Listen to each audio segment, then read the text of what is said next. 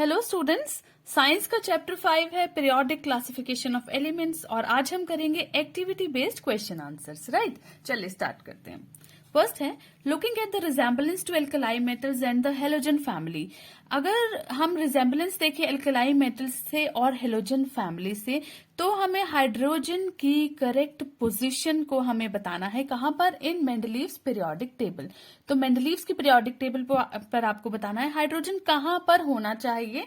तो हम क्या है इसका आंसर, मेंडलीफ ने हाइड्रोजन को प्लेस किया था एल्कलाई मेटल्स के साथ, जबकि इसकी कुछ प्रॉपर्टीज किसके सिमिलर थी, हैलोजेंस के सिमिलर।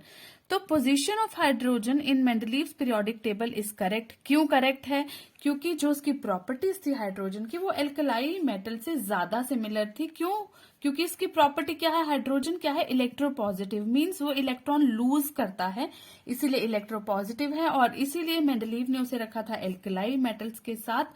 तो हमारे अकॉर्डिंग ये बिल्कुल राइट है। नेक्स्ट क्वेश्चन है to which group and period should hydrogen be assigned. तो उसे कौन से ग्रुप या पीरियड में असाइन करना चाहिए था। तो इसका राइट आंसर क्या है, first group and first period. Mendeleev ने भी इसे कहां असाइन किया था, फर्स्ट ग्रुप के फर्स्ट पीरियड में से हाइड्रोजन को असाइन किया था।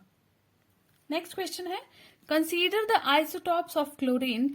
दो आइसोटॉप्स बताए हैं क्लोरीन के, Cl35 एंड क्लोरीन 37। तो पूछा क्या गया है, would you place them in different slots because their atomic masses are different. क्या आप इन दोनों को अलग अलग स्लॉट्स में रखेंगे, क्यों, क्योंकि इनका एटॉमिक मास तो डिफरेंट है। तो क्या है, नहीं, हम लोग इसको अलग अलग स्लॉट्स में नहीं रखेंगे। क्यों, क्योंकि जो क्लासिफिकेशन का फंडामेंटल बेसिस है, जो हमारे मॉडर्न पीरियोडिक टेबल है, वो है एटॉमिक नंबर के बेसिस पर क्लासिफिकेशन किया गया है, एटॉमिक मास के बेसिस पर नहीं किया गया। एटॉमिक मास के बेसिस पर किया था मेंडलीव्स ने, बट जो मॉडर्न पीरियोडिक टेबल है वो एटॉमिक नंबर के बेस पर क्लासिफाई किया गया है और उसके अकॉर्डिंग क्या है कि कोई भी एलिमेंट है या उसके आइसोटॉप्स हैं जिनका एटॉमिक नंबर सेम है तो वो सेम ही ग्रुप में रहेंगे, उनको डिफरेंट स्लॉट्स में नहीं रखा जाएगा। अब नेक्स्ट क्वेश्चन इसी से रिलेटेड है, would you place them in the same position because their chemical properties are the same. क्या आप इनको क्लोरीन के 37 और 35 जो आइसोटॉप्स हैं इनको सेम पोजीशन पे रखोगे, क्यों, क्योंकि इनके केमिकल प्रॉपर्टीज सेम है। तो इसका आंसर है राइट, यस, हम लोग both the isotopes are placed in the same position. क्यों, because they have same chemical properties और सेम एटॉमिक नंबर है और मॉडर्न पीरियोडिक टेबल में क्लासिफिकेशन इसी के अकॉर्डिंग हुआ है।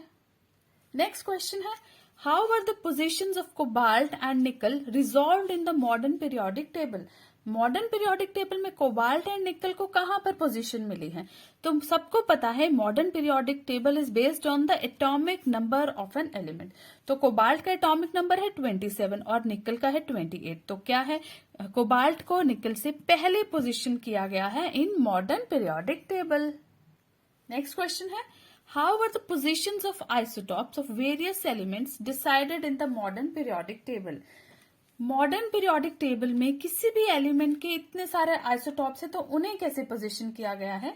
तो अभी हमने बात की है कि isotopes having same atomic number, जिनके आइसोटॉप्स के सेम एटॉमिक नंबर है उनको सेम ग्रुप में ही हम लोगों ने पोजीशन किया है as per modern periodic table. Next is it possible to have an element with atomic number 1.5 placed between hydrogen and helium? अब हाइड्रोजन का एटॉमिक नंबर है 1, ठीक है, और इसका क्या है 2। तो ये बोल रहे हैं कि अगर एटॉमिक नंबर का हमारे पास एक एलिमेंट आ जाए 1.5 तो फिर हमें उसे हाइड्रोजन एंड हीलियम के बीच में हम लोग को सेटल करना चाहिए, उसकी पोजीशनिंग करनी चाहिए।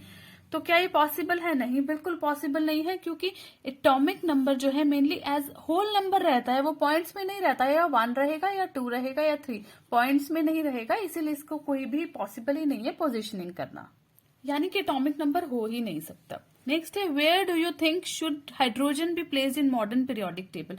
आपको क्या लगता है कि हाइड्रोजन को मॉडर्न पीरियोडिक टेबल में कहाँ प्लेस करना चाहिए।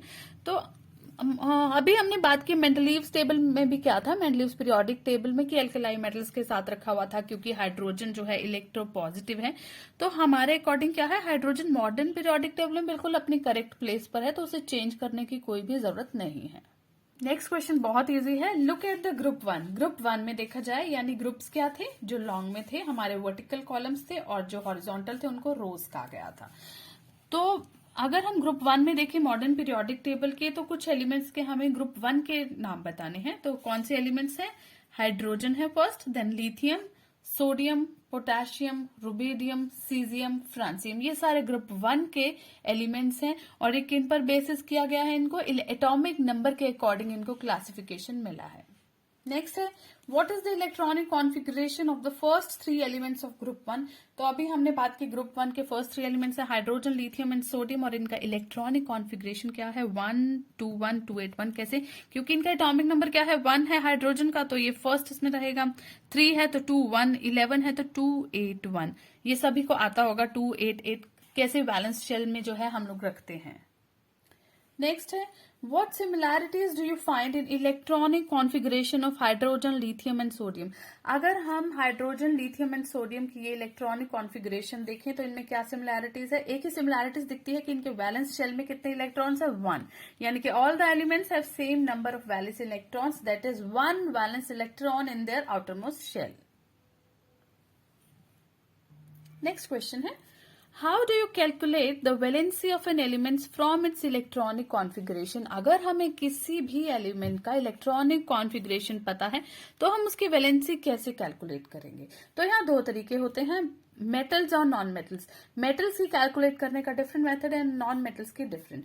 अगर हम मेटल्स की बात करें तो उनकी वैलेंसी क्या होगी? जो उनके वैलेंस इलेक्ट्रॉन्स होंगे आउटरमोस्ट शेल में, 1 है, 2 है या 3 है, तो उसके अकॉर्डिंग पता चलेगा कि ये उनकी वैलेंसी है। ये हम मेटल्स की बात कर रहे हैं।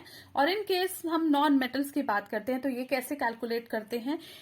Calculating by subtracting number of valence electrons from 8, यानी कि 8 जो न्यूमेरिकल वैल्यू है इसमें से जो वैलेंस इलेक्ट्रॉन्स हैं, यानी कि जो आउटरमोस्ट शेल में इनकी वैलेंसी है, मान लो 2 है, 2 वैलेंस इलेक्ट्रॉन्स, तो ये कितने रहेगा? 6, यानी कि उसकी वैलेंसी कितनी हुई? 6। ये नॉन मेटल्स की बात है। मेटल्स में जो वैलेंस इलेक्ट्रॉन्स होते हैं वही वैलेंसी होती है। नॉन मेटल्स में 8 minus number of valence electrons, ये आपको याद रखना है। नेक्स्ट क्वेश्चन है what is the valency of magnesium with atomic number 12। Magnesium atomic number 12 and sulphur with atomic number 16। यानी कि मैग्नीशियम और सल्फर का एटॉमिक नंबर दिया है और हमने वैलेंसी बतानी है, तो ये उसी तरीके से कैलकुलेट होगी जैसे अभी बताया। मैग्नीशियम का एटॉमिक नंबर 12 है तो इसकी कैसे कॉन्फ़िगरेशन हुई? 282। अब मैग्नीशियम क्या है? एक मेटल है, तो इसका मतलब जो वैलेंस इलेक्ट्रॉन्स हैं आउटर मोस्ट शेल में, ये हुए इसकी वैलेंसी, राइट। अगर हम सल्फर की बात करें तो इसका एटॉमिक नंबर है 16, यानी कि 286। ठीक है। अब सल्फर क्या है? एक नॉन मेटल है। अब नॉन मेटल की कैसे निकालते हैं? 8 माइनस वैलेंस इलेक्ट्रॉन्स, तो कैसे रहेगा? 8 माइनस वैलेंस इलेक्ट्रॉन्स है 6, तो सल्फर की वैलेंसी कितनी रहेगी? 2। तो ये आपने मेटल और नॉन मेटल का थोड़ा ध्यान से देखना है। अभी नेक्स्ट क्वेश्चन क्या है? How does the valency vary in a period on going from left to right. यानी कि जब हम मॉडर्न पीरियोडिक टेबल में ये लेफ्ट से लेकर यहाँ राइट तक जाते हैं तो वैलेंसी कैसे वेरी करती है, हमें ये बताना है। तो कैसे करती है कि फर्स्ट जो है वैलेंसी 1 to 4, यानी फर्स्ट 4 नंबर पे 1 2 3 4 जो फर्स्ट 4 एलिमेंट्स होंगे यहां तक तो वैलेंसी इंक्रीज होगी, राइट। और उसके बाद जब हम 5th 6th 7th उसके बाद जब हम 8th तक जाएंगे तब तक क्या होगा? वैलेंसी डिक्रीज करती जाएगी। कैसे? जैसे कि 1 2 3 4 फर्स्ट 4 एलिमेंट्स की वैलेंसी हो गई, ठीक है। उसके बाद क्या होगा? 6 7 8, तो ये डिक्रीज हो जाएगी उसी सीक्वेंस में 3 2 1 0 जब हम लेफ्ट से राइट में जाएंगे, ये आपको याद रखना है। नेक्स्ट है how does the valency vary in going down a group.